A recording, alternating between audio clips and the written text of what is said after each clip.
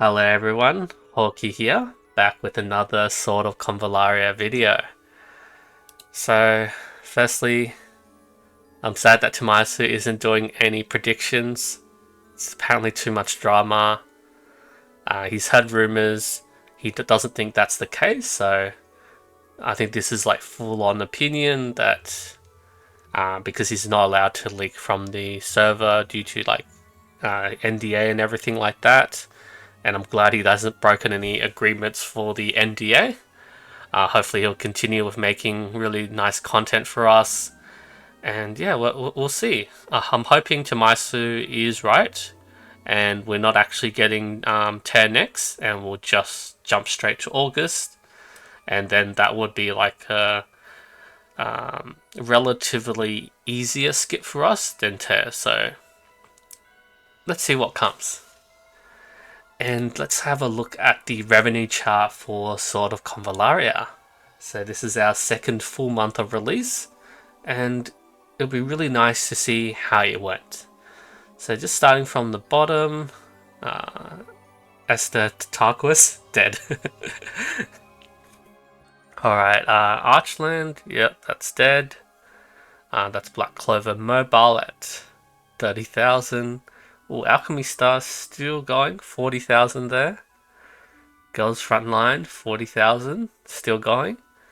Yeah, Girls Frontline 2 is coming out in December, and that is actually published by XD Entertainment, so that'll be fairly interesting to have a try out. Another Eden, 55,000. Alchemy Stars here in China, 55,000. There's Girls Frontline again at 70,000. Oh, there's Cat Fantasy in China, 82,500. Oh, this is the one Sephi plays.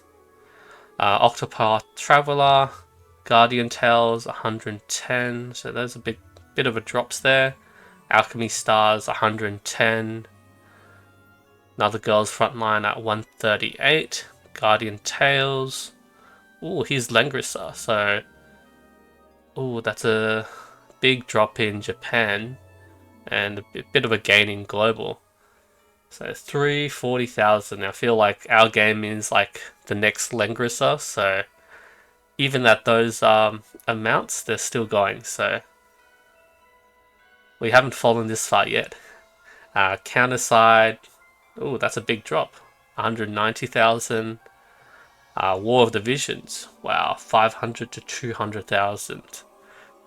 I heard Orange A quit this game, so probably not doing too well for him. Neural Cloud, bit of a gain. Ooh, Blue Archive in China, that's more than half, 275,000. And Epic 7 as well. That was that huge debacle over in Epic 7 in China and about Taiwan, and yeah, it just, I don't know, they gave a lot of freebies and such a huge drop, so the players weren't too happy. Punishing Grave Raven, 30,000 for both global and Japan. So it's still staying strong there. Tower Fantasy, 300,000. Honkai Impact 3rd, 30,000. Path to Nowhere, still about the same there. Black Clover M, 500,000. Tower Fantasy, 550. This is the Japan release of Cat Fantasy, 600,000. I think Sephi's playing the global version, 160 to 600,000. Man, okay. It's certainly doing well for itself. Reverse 99. This is the Japanese release at 700,000. That's a decent gain. Wasn't Brave Activus the one that was closing down? War of Divisions here in Japan, still fairly stable. Reverse 99 in global, 600 to 900,000. Nice. Oh, Snowbreak, 900,000. That's still really strong. Grand Summoners, Ecopolis, Tower of God, New World, 1 million. Netmarble's doing decently. Oh, here's the Girls Frontline 2. So in China release 1.3 to 1.1. Alright. Path to Nowhere 1.1. Oh, here we are. Sword of Convallaria. Ooh, that's a big drop in global. 400,000 to 1.1. Oh, sorry, 4 million to 1.1 million. Are players just buying from like the official stock because it's like 5% off? But yeah, that's a big drop from our debut month. And where's the Japanese version? Another Eden 1.1. Seven Deadly Sins 1.3. They're doing fairly well. Ooh, Lengris is actually doing better than Sword of Convallaria. 1.9 to 1.3 million. Here's the Japanese release. Sword of Convallaria. 5 million to 1.5. So that puts us at 2.6 million. I feel like we're still fairly strong. We're like, hanging around with Lengrisa in China, Blue Archive, AFK Arena. Like we're a fairly niche audience, so we're doing, similar to Brown Dust 2, 1.5 million. Fake Grand Order. We can't compare to Fake Grand Order. Yeah, Limbus Company. Ooh, that's a big jump for Limbus Company. 500k to 1.7 million. Yeah, and that's just let's not go into the big ones at the top, like Love and Deep Space, Honkai Star Rail. Yeah, and even the gacha revenue has updated, so the China release dropped a bit for them, down to 550k, and yeah, JP 5 million, 1.5, global 4 million to 1.1. So yeah, fairly big drops.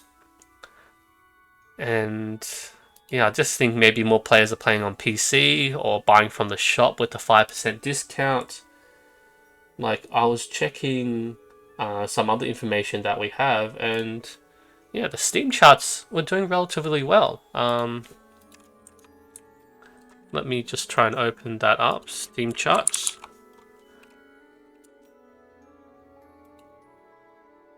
Was it this one? Yeah, so 71%. Yeah, that's fairly good. 2.7k in game. 24-hour peak 3.8k, and all time 2 months ago. That's during leaks. 9.9 thousand players. So we lost, a slightly over half of our player base. Let's just go to max. So there was a peak here, and then a bit of a drop here. Like after, that's pretty much the first month in the game, and yeah, we're just slowly maintaining this. I think 4,000 average-ish. I mean, we dropped to like 3,000, 2.7, but there's some slow days, there's some good days, but I think we're fairly stable, especially with our niche audience there. That's just a breakdown. Yeah, I think just more players are just moving on to the PC to play, because Sword of Convallaria, the PC ports, I feel like the PC is actually the main game, and then consoles and like mobile is like the actual port. But yeah, it's just really good to play on PC, play on the big screen. I think most of our audience is like older players as well, so yeah, we just play on the PC, and then when we're busy we can just log in on mobile, that sort of thing there. But yeah, what are your thoughts? We did drop quite a bit in revenue, but I think the game is still going on strong. 1.1 million and 1.5 million for JP. So yeah, it's such a huge drop, but I think it's very understandable, because it's the first month, and we haven't really gotten any hype units. Like if I go into my game, oops, my stamina has capped. That's a bit of a brick there. Let me just quickly spend my stamina there. Let's jump into Weapon Trial 2, do a quick sweep. Ooh, Void Stab and nice, Brutal Axe.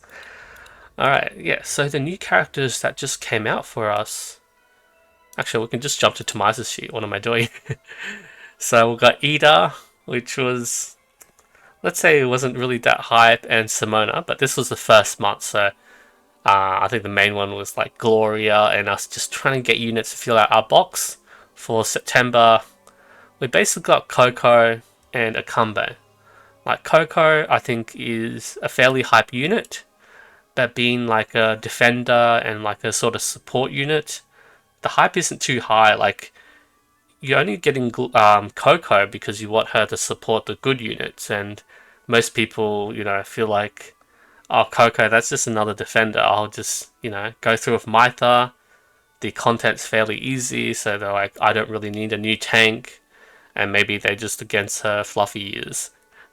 And Akambe's come out, he's only out for like 3 days, so I'm not sure how much of that revenue will be counted. And most of us probably are still, going with our gems from the game release, and just saving that luck site. So most players haven't really spent that much in the game. I think that's the reason for the low revenue. But I did see, quite a few players just hit level 60, especially Wales, and they're like, there's not much to do in the game, and they've sort of quit.